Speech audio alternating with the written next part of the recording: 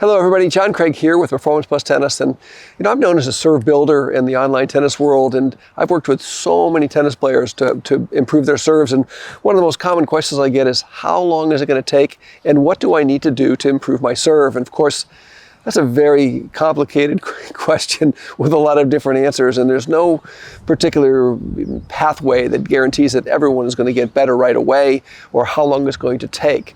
The main reason why most players don't improve their serves, and this is even true on the professional tour, is because we're too busy playing.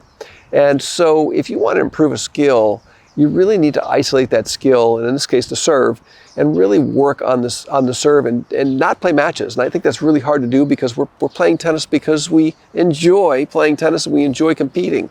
But if you're really looking to make a big difference in your serve performance in particular, I would put aside playing matches that are meaningful to you for a period of, say, 3 months and just work on your skills. In this particular case, work on your serve. And that way you can really make a significant difference and improvement, because when you play, you're always going to play and bring to the court the habits that are established. You're going to trust those habits, whatever they are. And so in order to break those habits, you need to spend a lot of time and replace them with the techniques and skills that you're going to feel comfortable with and confident with when you return to the court to play matches again. I don't know that there's any other way, because you're always going to be fighting yourself to play the shots and play the techniques that you're comfortable with, the habits that you bring to the court.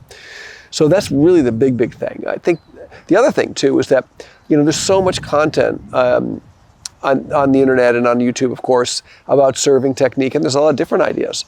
So information overload can also be a contributing factor to not improving. And I see it all the time at my club where players, you can just see them, they're standing at the baseline and they've got a dozen of thoughts going through their head of what they're going to do when they serve. And I think the serve is obviously very complicated, but we have to pare it down to its simplest terms and then understand what the key elements are, and maybe perhaps the one key element that allows the rest of the serve to fall into place. So if you're overthinking, that's a real problem and a deterrent to improving as well. And again, that's a byproduct of trying to play matches and improve your serve at the exact same time.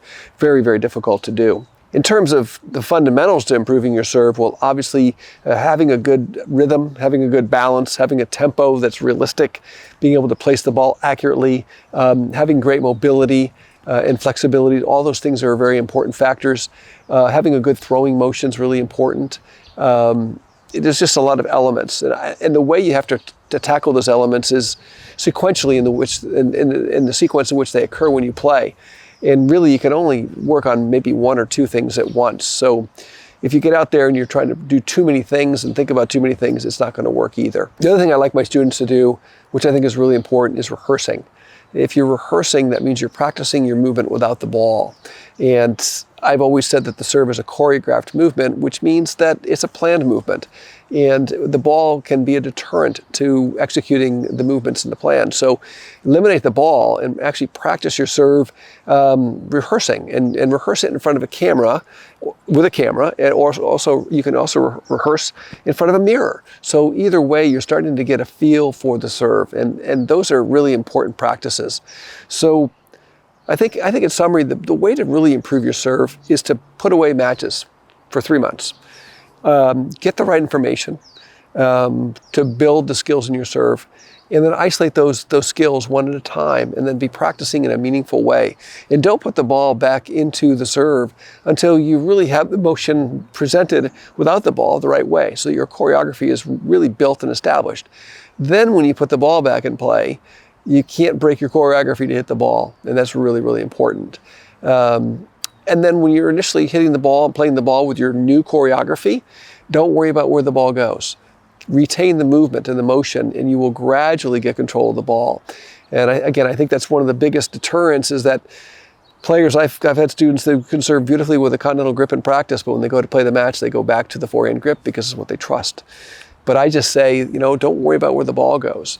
And then, of course, I get the response, but I'm playing in a league and I've got, matches I got to win for my team and things like that. Well, that's why you got to take the time off. So hopefully this gives you a little bit of a guideline for how to improve your serve. Be sure to check out my serve videos here on YouTube that are going to help you quite a bit with the foundational and fundamental skills that you really need to master to really get your serve right. And if you want to dive in deeper, click on the link down below to check out my website and look at my courses that are within the website, particularly my Serve Foundation course, which has helped thousands of players worldwide improve their serve for many years. So take a look at that and feel free to reach out to me anytime through the Contact Me page on my website. Okay?